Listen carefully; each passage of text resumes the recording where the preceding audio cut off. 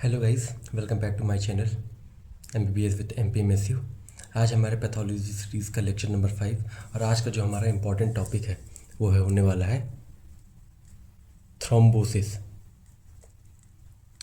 Guys, thrombosis university exam से 20 marks में उतना इम्पोर्टेंट तो नहीं है, पर ये 5 मार्क्स एंड 2 मार्क्स के पॉइंट ऑफ व्यू से ज़्यादा इम्पोर्टेंट है। इसकी डेफिनेशंस भी पूछी जा सकती हैं। तो चलिए गाइस, पढ़ते हैं थ्रोम्बोसिस।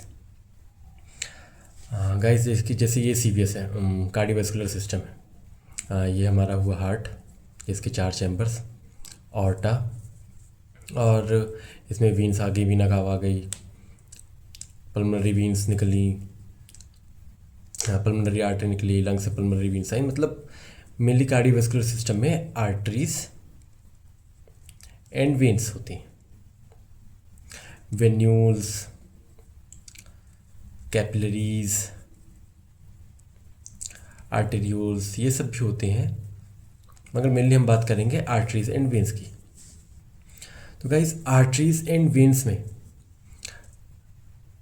अननेसेसरी कॉज या फिर किसी सर्टेन कॉज के कारण ब्लड क्लॉट्स जम जाए।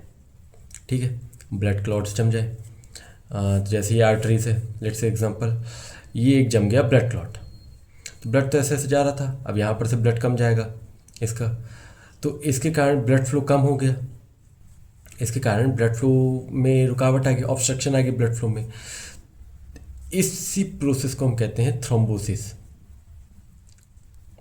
इसी प्रोसेस को हम कहते हैं थ्रोम्बोसिस।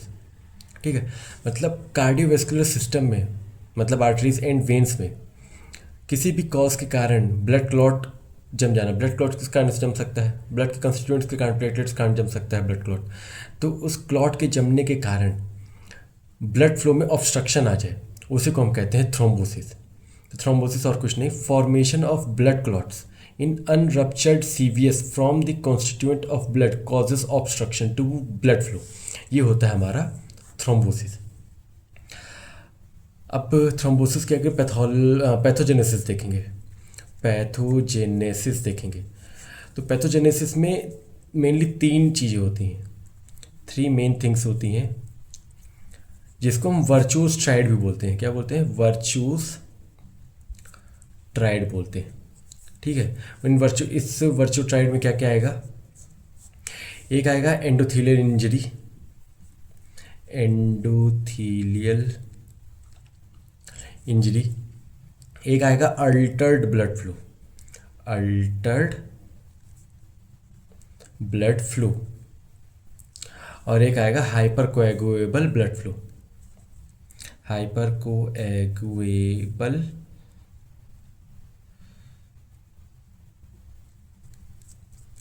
Blood flow. अब गाइस, ये जो वर्चुअस ट्राइड है, इसको ना MCQ में पूछ सकता है। ये 3 ऑप्शन दे देगा और चौथा ऑप्शन दे के पूछ लेगा कि इसमें से कौन सा वर्चुअस ट्राइड के अंदर नहीं आता है, या फिर वर्चुअस ट्राइड में इनमें से कौन सा ऐसा है जो आता हो। इस तरह MCQ पूछ सकता है वर्चुअस ट्राइड। ठीक है, या वर्चुअस ट्राइड 2 मार्क्स में पूछ सकता है, तो फिर आपको ये तीनों लिखना पड़ेगा, एक्सप्लेन नहीं करना पड़ेगा, बस ये तीनों लिखना पड़ेगा। कई बार पूछा भी है वर्चुअस ट्राइड। ठीक है, तो अब हम पढ़ते हैं एंडोथीलियल इंजरी। ठीक है, अब हम पढ़ेंगे एंडोथीलियल इंजरी। एंडोथीलियल इंजरी में ना, देखो, जैसे ये हुआ ब्लड वेसल हुई, आर्टरी हुई, ये है एंडोथीलियम।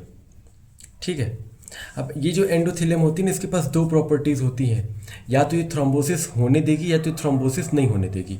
मतलब जो थ्रोम्बोसिस को प्रमोट कराएगी वो फैक्टर्स भी होते हैं उसके पास, तो इसको हम बोलेंगे प्रो थ्रोम्बोटिक प्रॉपर्टी।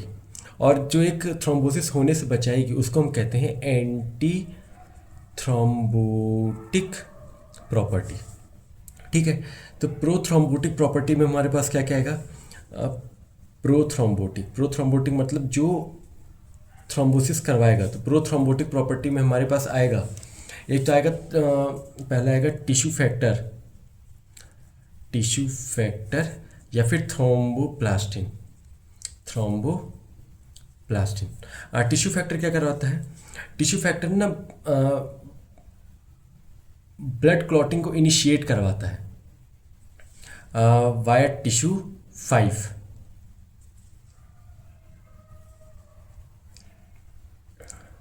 और जो थ्रोम्बोप्लास्टिन होता है ये एक्सट्रिंसिक पाथवे को एक्टिवेट करके, एक्सट्रिंसिक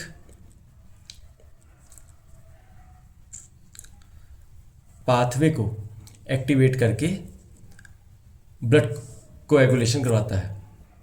ठीक है। और दूसरा जो हमारे पास आएगा,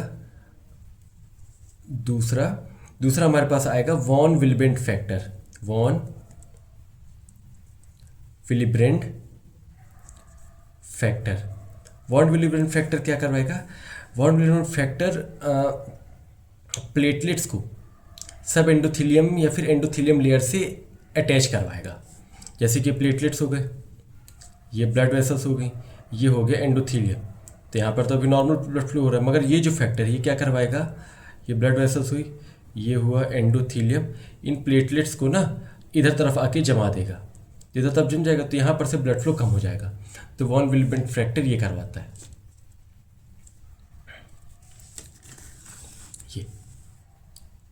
ये ब्लड वेसल्स हुई, ये प्लेटलेट्स था, प्लेटलेट्स को यहाँ पे आके एग्रीगेट करवा देगा और यहाँ पर से ब्लड फ्लो कम हो जाएगा। तो वॉन विलिब्रेंट फैक्टर ये करवाता है। अब जब हम जो पढ़ेंगे थर्ड है हमारा platelet activating factor. Platelet activating factor नाम से समझ में आ रहा है, मतलब प्लेटलेट्स एक्टिवेट होंगे।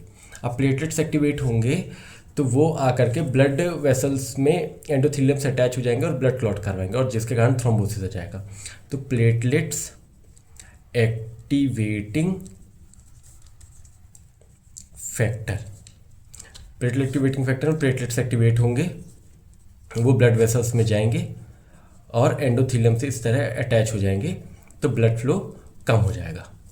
चौथा जो हमारा होता है वो होता है प्लाज्मिनोजन एक्टिवेटर को इनहिबिट करना। जो प्लाज्मिनोजन एक्टिवेटर है उसको इनहिबिट कर देना। अब प्लाज्मिनोजन एक्टिवेटर को इनहिबिट करने से क्या हो जाएगा? प्लाज्मिनोजन ना प्लेटलेट्स को ना ख़त्म करने का काम करता है। ठीक है, मतलब फिब्रिनोलाइटिक एक्टिविटी होती है उसके पास। क्या होती है? फिब्रिनोलाइटिक एक्टिविटी होती है इसके पास। अब जैसे ये एंडोथीलियम हुई, यहाँ पे प्लेटलेट्स जम गए कि ब्लड फ्लो को रोक रहे हैं, तो प्लाज्मिनोजन एक्टिवेटर क्या करेगा? यहाँ पे आएगा, इसको ख़त्म करवाएगा और रास्ता क्लियर करवाएगा। तो इसको ना इनहिबिट कर देता है, तो फिब्रिनोलाइटिक एक्टिविटी हो ही नहीं पाती है, तो ब्लड क्लॉट ऐसा का ऐसा ही रह जाता है, तो ब्लड फ्लो रुक जाता है। तो ऐसे वो थ्रोम्बोसिस को प्रमोट करता है। अब जो एंटी थ्रोम्बोटिक प्रॉपर्टी होती है, एंटी थ्रोम्बोटिक प्रॉपर्टी जो होती हैं वो क्या करती हैं? एंटी थ्रोम्बोटिक प्रॉपर्टी के पास ना हेपेरिन लाइक सब्सटेंसेस होते हैं। हेपेरिन लाइक सब्सटेंस क्या करते हैं? एंटी थ्रोम्बिन 3 के एक्शन को ना इंक्रीज करते हैं। वो हेपेरिन लाइक सब्सटेंस होते हैं इनके पास। हेपेरिन लाइक सब्सटेंस होने की वजह से क्या हो जाएगा? जो एंटी थ्रोम्बिन 3 होता है ना, एंटी थ्रोम्बिन 3 इसके एक्शन को इंक्रीज करता है। अब हेपेरिन ना खून को पतला करने का काम करता है। अगर मान लो सिगरेट स्मोकिंग की वजह से खून जैसे गाढ़ा हो जाता है, तो एंटी थ्रोम्बिन 3 के एक्शन को बढ़ाएगा, खून को पतला करेगा और थ्रोम्बोसिस नहीं होने देगा, ये करवाता है। दूसरा जो एंटी थ्रोम्बोटिक प्रॉपर्टी होती है वो होती है थ्रोम्बोड्यूलिन। थ्रोम्बोड्यूलिन क्या करता है? थ्रोम्बोड्यूलिन ना थ्रोम्बिन को प्रोटीन सी के एक्टिवेटर में कन्वर्ट करता है। थ्रोम्बोड्यूलिन क्या करेगा? थ्रोम्बिन को प्रोटीन सी के एक्टिवेटर में कन्वर्ट करेगा। ठीक है, इसके कारण थ्रोम्बिन्स नहीं बन पाएंगे, फाइब्रिन्स नहीं बन पाएगा और खून पतला ही रहेगा। ब्लड क्लॉट्स नहीं बन पाएगा, खून पतला ही रहेगा तो थ्रोम्बोसिस नहीं हो पाएगी, ब्लड क्लॉट्स नहीं जम पाएगा। तीसरा क्या होता है? अब देखो इसका जो तीसरा चौथा है ना, वो जो प्रोथ्रोम्बोटिक प्रॉपर्टी है उसका अपोजिट है। जैसे वहाँ पे तीसरा क्या था? प्लेटलेट एक्टिवेटिंग फैक्टर था। यहाँ पे प्लेटलेट एग्रीवेशन को इनहिबिट करने वाला फैक्टर आ जाएगा। तो प्लेटलेट, वहाँ पे प्लेटलेट्स एग्रीवेट हो रहा था, प्लेटलेट्स एक्टिवेटिंग फैक्टर थे, वो प्लेटलेट्स को गुच्छा बना करके इस तरह कर देते। अब यहाँ पे प्लेटलेट्स एग्रीवेटर का इनहिबिशन होगा। प्लेटलेट्स एग्रीवेटर मतलब जो प्लेटलेट्स को गुच्छा बनाकर जमा कर रहा था उसका इनहिबिशन होगा, इनहिबिशन होगा। तो मतलब वहाँ पे फिब्रिनोलाइटिक प्रॉपर्टी कम हो रही थी, यहाँ पे फिब्रिनोलाइटिक प्रॉपर्टी बढ़ेगी। फिब्रिनोलाइटिक प्रॉपर्टी बढ़ेगी तो जैसे ही प्लेटलेट्स बनेगा वो उसको फाइब्रिन्स में तोड़ तोड़ के गुच्छों से छोटा छोटा कर देगा, इस तरह गुच्छों को कर करके इस तरह छोटा छोटा कर देगा, ब्लड पतला हो जाएगा, ब्लड क्लॉट हट जाएगा, खून बढ़िया आराम से बहेगा। और जो चौथा फैक्टर जो आता है इसके पास, वहाँ पे क्या था, प्लाज्मिनोजन एक्टिवेटर का इनहिबिशन था। ठीक है, यहाँ पे प्लाज्मिनोजन एक्टिवेट हो जाएंगे, प्लाज्मिनोजन एक्टिवेट हो जाएगा। ठीक है, तो फिब्रिनोलाइटिक प्रॉपर्टी फिर से बढ़ जाएगी। प्लेटलेट एग्रीवेटिंग इनहिबिटर में हमारे पास एडिपेज और PGI2 ये दोनों आपको लिखना है। ठीक है, तो 4 फैक्टर इसमें हो गए, 4 फैक्टर इसमें हो गए। प्रोथ्रोम्बोटिक प्रॉपर्टी जो कि थ्रोम्बोसिस प्रोसेस को सपोर्ट करेंगे, उसमें क्या क्या आएगा, एक तो थ्रोम्बोप्लास्टिन आएगा या फिर टिश्यू फैक्टर आएगा। थ्रोम्बोप्लास्टिन एक्सट्रिंसिक पाथवे को एक्टिवेट करके ब्लड क्लॉट को प्रमोट करता है, और जो टिश्यू फैक्टर होता है वो फैक्टर 5 और फैक्टर 3 को मिला करके बाइंड करके ब्लड कोएगुलेशन की प्रोसेस को बढ़ाता है, जिसके कारण ब्लड क्लॉट बनेगा, जिसके कारण थ्रोम्बोसिस होगा। तीसरा फैक्टर जो था platelet activating factor. Platelet activating factor क्या करेगा, प्लेटलेट्स को बनाएगा, जो कि प्लेटलेट्स जब ब्लड के साथ बहेंगे तो सब एंडोथेलियम से अटैच होकर, फिर एंडोथेलियम से अटैच होकर थ्रोम्बोसिस के लिए थ्रोम्बोसिस प्रोसेस को बढ़ावा देंगे। चौथा जो हमारे पास था प्लाज्मिनोजन एक्टिवेशन, जिसके कारण होता था उसको इनहिबिट कर देना। अब प्लाज्मिनोजन के पास ना फिब्रिनोलाइटिक एक्टिविटी होती है, तो जैसे ही प्लेटलेट्स का गुच्छा बनता है तो प्लाज्मिनोजन अगर एक्टिवेट है तो वो फिब्रिनोलाइटिक प्रॉपर्टी के कारण उस गुच्छे को टुकड़ों टुकड़ों में तोड़ेगा और ब्लड क्लॉट को क्लियर कर देगा, तो ब्लड पूरा बहेगा। मगर यहाँ पे उसका इनएक्टिवेशन हो जाता है प्लाज्मिनोजन एक्टिवेटर का। अब एंटी थ्रोम्बोटिक प्रॉपर्टी पे एक तो हिपैरिन लाइक सब्सटेंस होते हैं, हिपैरिन खून को पतला करने का काम करता है। ठीक है, तो ये खून को पतला करेगा, ब्लड क्लॉट नहीं जमने देगा, तो थ्रोम्बोसिस प्रोसेस नहीं होगी। इसके पास थ्रोम्बोड्यूलिन होती है जो कि थ्रोम्बिन को प्रोटीन सी के एक्टिवेटर में कन्वर्ट करता है। और तीसरा इसके पास प्लेटलेट्स एग्रीवेटर इनहिबिटर्स होते हैं जो कि प्लेटलेट्स का गुच्छा बनने ही नहीं देंगे। और चौथा जो इसके पास होता है, इसमें प्लाज्मिनोजन एक्टिविटी बढ़ जाती है। ठीक है,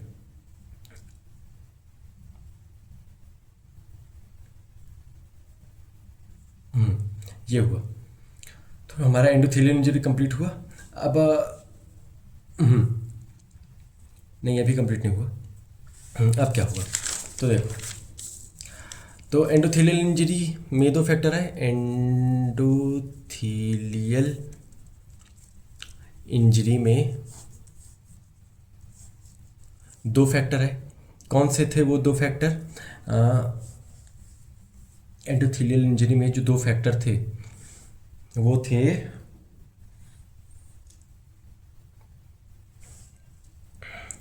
प्रोथ्रोम्बोटिक और एंटी थ्रोम्बोटिक। ये थ्रोम्बोसिस नहीं करवाएगा, ये थ्रोम्बोसिस करवाएगा। तो इनके कारण एंडोथेलियल इंजरी हुई, एंडोथेलियल इंजरी हुई। और जो वॉन विलिवेंट फैक्टर है और टिश्यू फैक्टर है, ये डोमिनेट करेंगे और थ्रोम्बोसिस करवा देंगे। ठीक है, ये था एंडोथेलियल इंजरी का वो। अब जो हमारे पास दूसरा जो हमको पॉइंट पढ़ना है वो है हमारा Altered blood flow. Altered blood flow. अब ऐसे देखो, ये आर्टरीज या फिर वेन्स कुछ भी हुई। अब नॉर्मल कंडीशन में जो ब्लड होता है ना उसका एक्सियल फ्लो होता है, लेमिनार फ्लो, हाँ एक्सियल लेमिनार फ्लो होता है।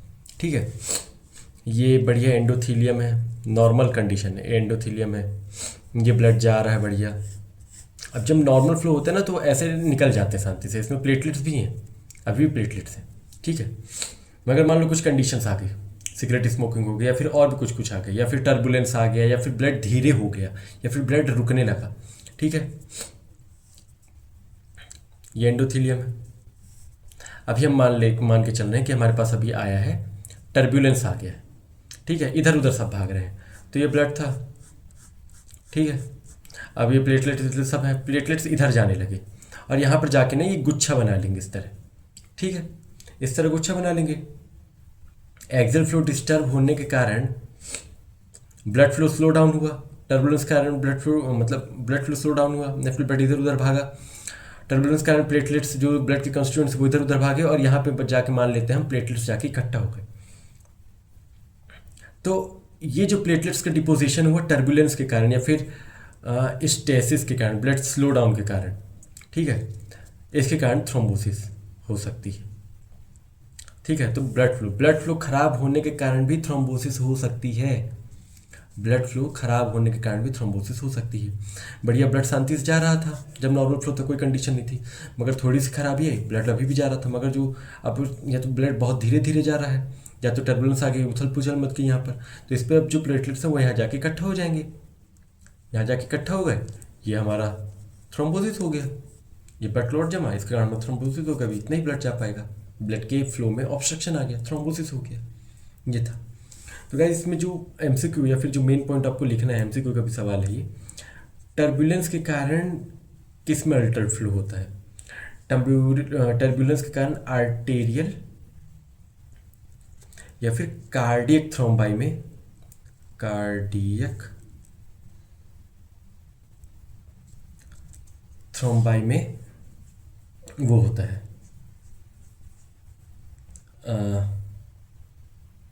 अल्टर्ड ब्लड फ्लो देखने को मिलता है, फिर थ्रोम्बोसिस देखने को मिलती है। तो हमको वेन में किसके कारण देखने को मिलेगा? वेन में स्टेसिस के कारण देखने को मिलेगा, ब्लड स्लो डाउन के कारण हमको वेन में थ्रोम्बोसिस देखने को मिलेगा। और इसका क्लासिकल एग्जांपल है डीप वेन थ्रोम्बोसिस, बहुत समय तक बैठे रहने से, या फिर खड़े रहने से, बहुत देर बैठे रहने से, या फिर तुम एक्सरसाइज नहीं कर रहे हो, दिन भर बेड पे पड़े रहते हो, तो उसके कारण से डीप वेन थ्रोम्बोसिस होता है। अब जो हमारा तीसरा है उसमें कुछ समझने का तो नहीं है, उसमें बस याद करने का, उसमें चलिए मैं आपको बताता हूँ। जो हमारा तीसरा है वो हमारा hypercoagulable blood flow. Hypercoagulable blood flow में इसको हम थ्रोम्बोफिलिया नाम से भी पढ़ते हैं, थ्रोम्बोफिलिया, ठीक है, थ्रोम्बोफिलिया नाम से भी पढ़ते हैं। इसमें क्या होता है ना, इसमें ना ग्रुप ऑफ कंडीशंस होती हैं जिसके कारण इंक्रीज्ड डिपोजिशन ऑफ प्लेटलेट्स हो जाता है to develop venous thrombosis, mainly venous thrombosis, और भी थ्रोम्बोसिस होते हैं। तो थ्रोम्बोफिलिया में ना group of conditions major cause रहेंगी जिसके कारण प्रीडिस्पोजिशन ऑफ प्लेटलेट्स बढ़ जाएगा, ठीक है, और थ्रोम्बोसिस होगी। और क्या होगी? थ्रोम्बोसिस होगी। तो इसमें मेनली दो फैक्टर्स आते हैं, दो कंडीशंस कारण होती है, या तो हेरिडिटरी होगी या तो एक्वायर्ड होगी। हेरिडिटरी के कारण क्या क्या हो सकता है? मान लो कुछ बॉडी में ऐसी जेनेटिक फैक्टर्स के कारण कुछ ऐसे म्यूटेशंस हो गए भाई कि ये जानबूझकर ब्लड क्लॉट करवा ही रहा है, अब ब्लड क्लॉट हो रहा है, वो जाके ब्लड वेसल्स में फंसेगा, तो ऑब्वियस सी बात है थ्रोम्बोसिस करवाएगा। तो हेरिडिटरी में आ सकता है, मान लो हो एंटीथ्रोम्बिन 3 की डेफिशिएंसी हो जाए। एंटीथ्रोम्बिन 3 क्या करवाता था? एंटीथ्रोम्बिन 3 खून को पतला करवाता था, अब इसकी डेफिशिएंसी हो गई है तो खून पतला नहीं होगा, खून गाढ़ा रहेगा, तो वो थ्रोम्बोसिस करवा सकता है। दूसरा जो हमारा हेरिडिटरी फैक्टर है प्रोटीन सी और protein S, protein C and S, इसकी डेफिशिएंसी हो जाए, ठीक है। प्रोटीन से हमने और कहाँ पर पढ़ा था? प्रोटीन से हमने थ्रोम्बोट्यूलिन में पढ़ा था। Protein C anti thrombotic property रखता है। प्रोटीन सी अगर हमारे पास नहीं रहा तो ऑब्वियसली किसकी तरफ मोमेंटम शिफ्ट हो जाएगा, प्रोथ्रोम्बोटिक की तरफ शिफ्ट हो जाएगा और थ्रोम्बोसिस करवाएगा। जो हमारा तीसरा फैक्टर है वी लेडन जो फैक्टर होता है, वी लेडन फैक्टर जो होता है उस पर म्यूटेशन आ जाए। इस वी लेडन फैक्टर में म्यूटेशन आने के कारण ना एबनॉर्मल ब्लड क्लॉट्स हमको देखने को मिलते हैं। हमको क्या देखने को मिलते हैं? एबनॉर्मल ब्लड क्लॉट्स देखने को मिलते हैं। ठीक है। और जो चौथा हमारा क्या हो सकता है? फिब्रोलाइटिक प्रॉपर्टी हमारे पास नहीं आ पा रही हो। मान लो जैसे ये ब्लड क्लॉट यहाँ पे प्लेटलेट्स का क्लॉट जम गया है। अब हमारे पास अगर फिब्रोलाइटिक एक्टिविटी होती वो इसको तोड़ देता और ब्लड हमारा बढ़िया फैल वापस जाने लगता। मगर फिब्रोलाइटिक एक्टिविटी ही हमारी बॉडी नहीं दिखा पा रही है या फिर किसी म्यूटेशन के कारण वो ख़त्म हो गई है, तो ये हो सकता है। ठीक है, ये चार हो सकते हैं। एंटी थ्रोम्बिन 3 या फिर प्रोटीन सी प्रोटीन एस की डेफिशिएंसी हो जाए, लीडिन फैक्टर में म्यूटेशन देखने को मिले जिसके एबनॉर्मल ब्लड क्लॉट्स देखने को मिल रहे हैं हमको बॉडी में, या फिर फिब्रोलाइटिक एक्टिविटी ही खत्म हो जाए। ठीक है। दूसरा जो एक्वायर्ड फैक्टर होता है, एक्वायर्ड फैक्टर मतलब हम जो डेली लाइफ स्टाइल उन सबके कारण जो हम एक्वायर करते हैं खुद से। ठीक है, तो एक्वायर्ड फैक्टर में हमारे पास एज आ सकता है, बहुत ज़्यादा बेड रेस्ट करता हो, खेलता कूदता ना हो, एक्सरसाइज ना करता हो, मतलब इमोबलाइजेशन हो, चलता फिरता भी ना हो, ज़्यादा सिर्फ पड़े रहता है, खाता पीता रहता है, मोटा हो गया है, बेड रेस्ट करता हो, एज हो गया हो, या फिर सिगरेट स्मोकिंग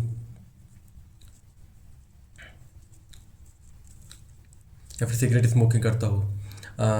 हेल्थ कंडीशन के कारण भी हो सकता है। मान लो उसको हाइपरटेंशन हो,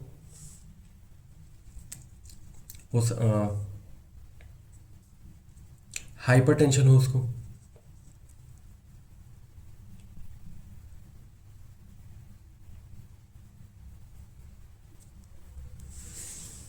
और मायोकार्डियल इन्फेक्शन हो,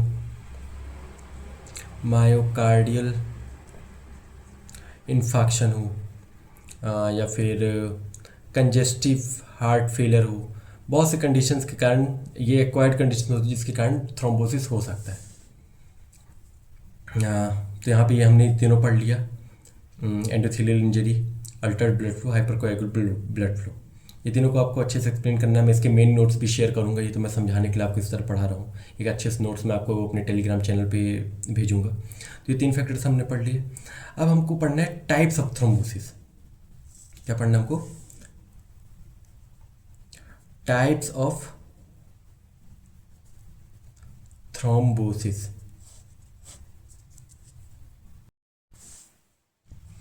तो 3 टाइप्स के थ्रोम्बोसिस होते हैं।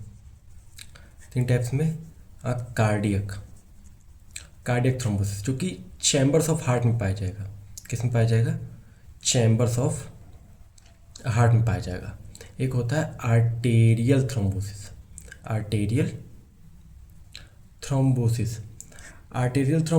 में आप मेनली प्लेटलेट्स या फिर प्लेटलेट्स ज़्यादा होंगे।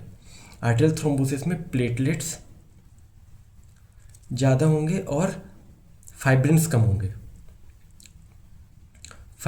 होंगे। ये आर्टेरियल वीनस थ्रोम्बोसिस का डिफरेंस भी है।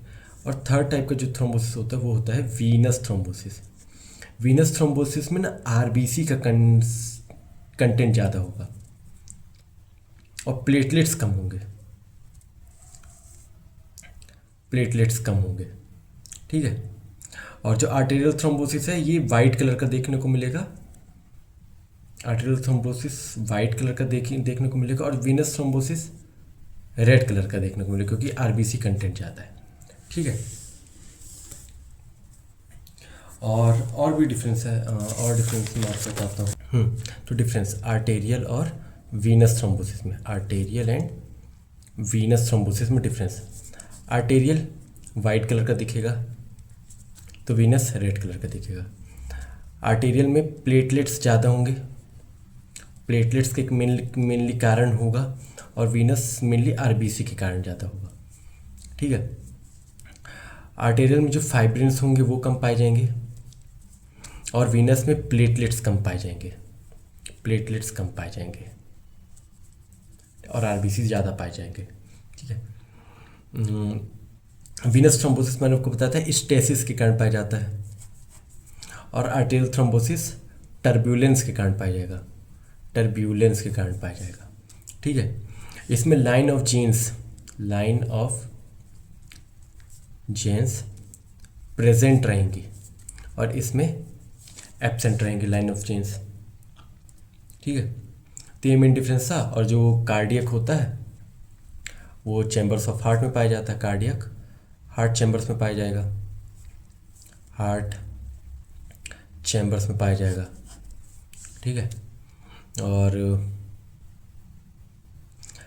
वीनस थ्रोम्बोसिस का एक एग्जांपल जो आपके लिए और इम्पॉर्टेंट है वो आप लोग पढ़ोगे एम्बोलिज्म में। ठीक है। ये मेन कारण होता है किसके, लंग्स में थ्रोम्बो एम्बोलिज्म करवाने का, लंग्स में थ्रोम्बो एम्बोलिज्म कराने का मेन कारण होता है। ठीक है। जिसके कारण ओ एडिमा नहीं, ये ओ एडिमा या फिर कंजेशन के कारण देखने को मिलता है हमको, ओ एडिमा या फिर कंजेशन नियर लंग्स, वहाँ पे ओ एडिमा या फिर कंजेशन देखने के कारण हमको थ्रोम्बो एम्बोलिज्म देखने को मिलता है ऑफ लंग्स। तो गाइस यहाँ पे आपका थ्रोम्बोसिस मैंने कंप्लीट करवाया है। ये इंपॉर्टेंट टॉपिक है, 20 में एक दो बार तो आया है एमपीएमएसयू में। अगर कभी पेपर घुमा के बनाना होगा एमपीएमएसयू को तो वो आपसे थ्रोम्बोसिस 20 मार्क्स में पूछेगी, नहीं तो इसके 20-30% चांसेस हैं कि 20 मार्क्स में, मगर ये 5 मार्क्स में और 2 मार्क्स में ज़रूर पूछ सकता है। और इसके वो पूछ सकता है एमसीक्यू कि वर्चुअल स्ट्राइड में क्या क्या आएगा, कितने टाइप्स के थ्रोम्बोसिस होते हैं, लंग्स में जो थ्रोम्बोएम्बोलिज्म देखने को मिलता है वो किस थ्रोम्बोसिस कारण देखने को मिलता है, इस तरह के सवाल पूछ सकते हैं।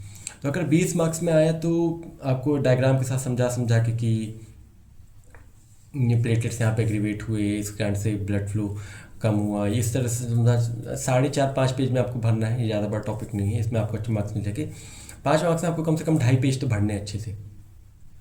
ठीक है गाइस, अगर आपको मेरा पढ़ाया वो समझ में आ रहा है, आपको मेरी ये सीरीज़ अच्छी लग रही है, जल्दी माइक्रोबायोलॉजी और फार्माकोलॉजी के भी लेक्चर्स मैं अपलोड करने वाला हूँ, तो मुझे सपोर्ट करिए, मेरे चैनल को सब्सक्राइब करिए, अपने दोस्तों को भेजिए। मैं आपको सिर्फ एमपीएमएसयू के हिसाब से पढ़ा रहा हूँ, मैं पीजी के हिसाब से आपको नहीं पढ़ा रहा हूँ। मेरा मकसद है आपको कैसे बिना टेंशन लिए और कम समय में अपने एमपीएमएसयू एग्ज़ाम्स को क्रैक कर लो। मैंने भी क्रैक किया है, मैंने यही सब पढ़ा है, मैंने कुछ एक्स्ट्रा नहीं पढ़ा है। मैं आपको जितना बता रहा हूँ उतने पेज भर के आइए, जो पढ़ा रहा हूँ वो पढ़िए, वो इंपॉर्टेंट क्वेश्चंस तो पढ़िए ही पढ़िए। आप सिर्फ मेरे वीडियो लेक्चर्स भी देख लोगे और मेरे नोट्स पढ़ लोगे और वही कॉपी कराइए, आप पक्का पास हो जाइएगा। ठीक है गाइस, मिलते हैं अगली वीडियो में।